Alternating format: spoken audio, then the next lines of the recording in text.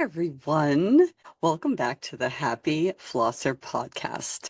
This is a space where I hope you, as a dental hygiene student, feels like you can get a little bit of clarity, build some of your confidence, and maybe feel a little more calm in order to help you show up as your best self when you show up in clinic and when you go into class. My name's Billy. I am your dental hygiene educator and guide. And today we are going to dive into a topic that really shows up everywhere in community dental health, and it's called statistics.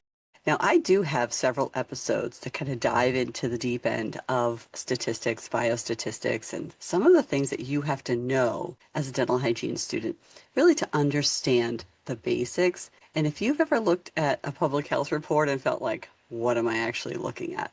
What do these numbers mean? Or you just simply hear the word math and you want to run in the other direction. I hope that I can at least calm your nerves a little bit about that through this episode. Some of this stuff is literally just the basics that you really need to know in order to answer those questions that show up on your NBDHE board exam. And that's really the most important part here, right? Can you understand this information so that if you're given a testlet or you're given a question, you know that there's a good chunk of your multiple choice questions on the board exam that all cover community dental health. So this is just stuff you need to know. And some of the inspiration that come to create my podcast episodes is from conversations that I have with you guys, with students, where you guys are struggling with understanding this stuff. And so I'll go through explaining it and then I'll say, you know what, I'm just going to make a reel on TikTok, or I'm going to make a podcast and a couple of reels on TikTok to further explain this so that it's accessible to you guys. And when I meet with a student and that student is having that struggle and they're like, oh my gosh, that would be so great if you did that. And then I put it out there and I see so many other students engaging with the content. I'm like, okay, yeah, this was something that people needed. So it makes me feel good about creating stuff that you guys actually need. So why does all of this stuff even matter? Community dental health is literally built on understanding populations, not just one patient. But what's really cool is that you can take everything that you've learned about how you understand a patient and you can really lean in and apply that to a broader scope of understanding a group. Statistics really help us answer questions like, how common is early childhood caries in a community? Or what interventions are actually worth putting time and energy and money into resources?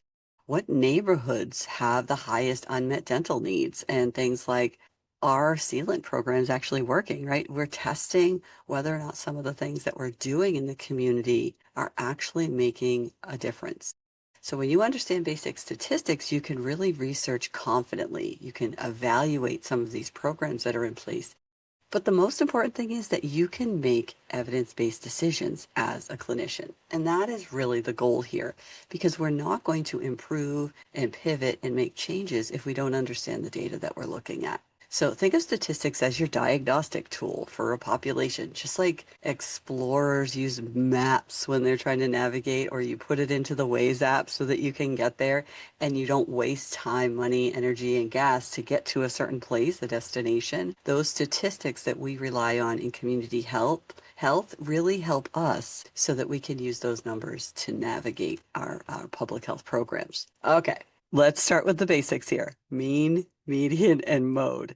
I think because they all start with an M, it makes it really hard. So let's break them down, right? Because you'll see these in dental public health reports. So it's important for you to know what these three things mean. So mean is the average, and I like to use test scores. So if you're a dental hygiene student and you get your test back and you got a 75, and you're like, okay, well, I could have done better on that, but okay, I got a 75. That's the mean if everyone got a 75, if that's an average on a normal bell curve. And okay, the mean feels different when you understand that you've hit the average. So that's why it's important for you to know the median.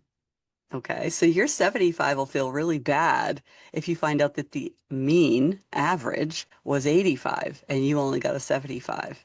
Okay, so it's important for you to know the mean is if you were to take all the scores together, add them all up, right, and then divide by the number of students that took the exam, and you got a 75 and it was a 75. Okay, then you were the average. Okay. But if you then find out from the teacher that the middle, the median score, that's the number that sits in the middle wherever, when you line up all the values from smallest to largest. If the teacher tells you that the median was 85, then your 75 doesn't feel so good. You're like, oh no, I wasn't even in the middle of all the scores, right? I wasn't at the middle of the road. Think of the median in the middle of the road. When you're driving down the road, that thing that separates the left and right side of the highway is called the median. And that is literally the middle. It's that middle strip down the middle of the road. It's the center. The average was 75, and then you're like, okay, well, I did get a 75, not my best grade, but it's still a 75. All right, that is incredibly important. What's important for you to know is sometimes extreme scores will distort that average, that mean, right? So if 20 students took the exam and two students did really, really well, they got almost 100, or two students did really, really poorly, they scored a really low score, that is going to distort the average of all of the scores. Whereas the median, the exact middle of the scores, is not distorted by those extreme highs and low values. So that's why it's important for you to know both the mean and the median. All right. So the median is great when there's extreme values, right? So if, one of your friends did really poorly on the test and one of your friends did really well on the test and you're in the 75 zone, that mean is going to be distorted based on those high and low values. But the median, the exact middle score, that is not distorted by those two other scores. So hopefully that kind of helps you. And what I will tell you is that the mode is the most frequent. So say there's 20 of you taking an exam and four of you got a 75. Everyone else got all different scores all over the place. Maybe someone got a 74, someone got an 82, someone got a 61, but four of you got a 75. That would be the mode. That is the most frequently occurring score. And that is probably one of the hard ones for students to remember. Just think mode is the most, right? It has the same idea. What's the most occurring score, right? And the way I remember it, and I don't know if this will help you as a student, is, you know, who got in the zone, who got in the mode together, right? What's important for mode is to know that it really helps you identify the most common experience in a population when we're connecting it to community health, right? It highlights trends like the most common number of decayed teeth or the most frequent brushing number. How many times people are brushing a day, that kind of thing. So mode, when you are looking at frequency values and how often something shows up, mode is incredibly helpful in community dental health. All right, so when we're talking about central tendency, and we're looking at a normal bell curve, which is what you typically see. When you're looking at a normal bell curve, you're seeing the mean, the median, and the mode are all in the middle of that bell curve, that really high arching bell curve. And that's important for you to know as a student because then you have positive skew and negative skew. So you want to know those as well. And what I want you to do is know how they all relate together when you're looking at a difference from the normal bell curve. So if we know that the mean, median, and mode are all the same in a normal bell curve, we know that the mean in mode and the median all impact one another to change the skew. Okay. So if we start with the mean, which is the average, right? If the mean is the average and the median and the mode are lower than the average, then you have a positive skew. If you start with the mean being the average and the median and the mode are higher, then you have a negative skew.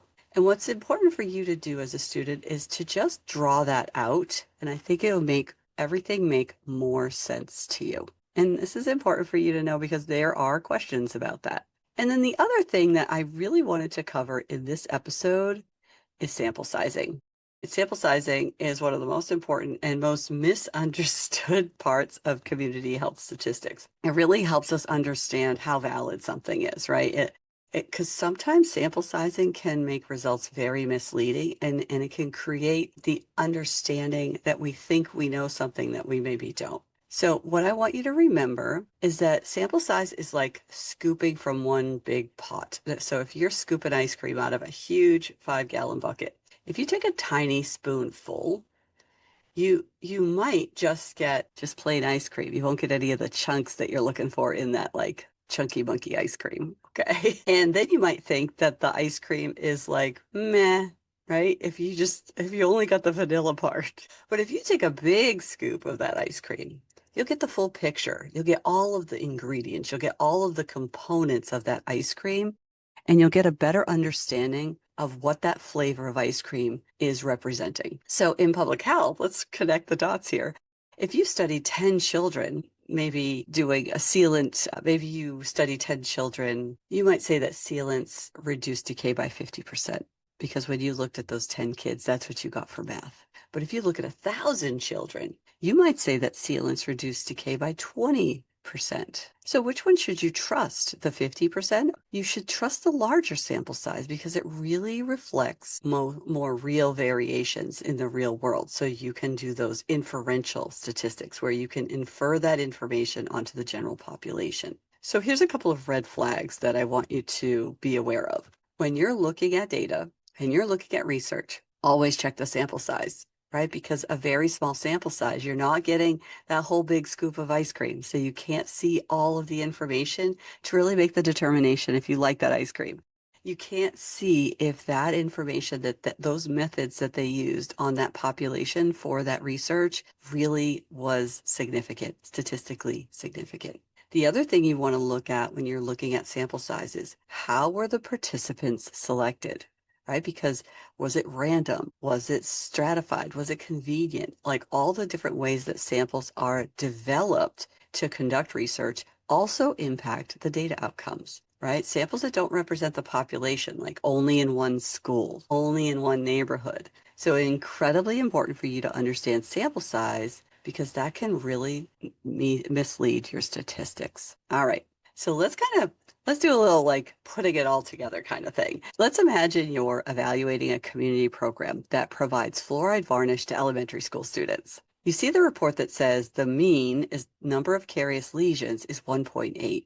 The median is 1 and the mode is 0. Sample size is 600 students. What does this tell you?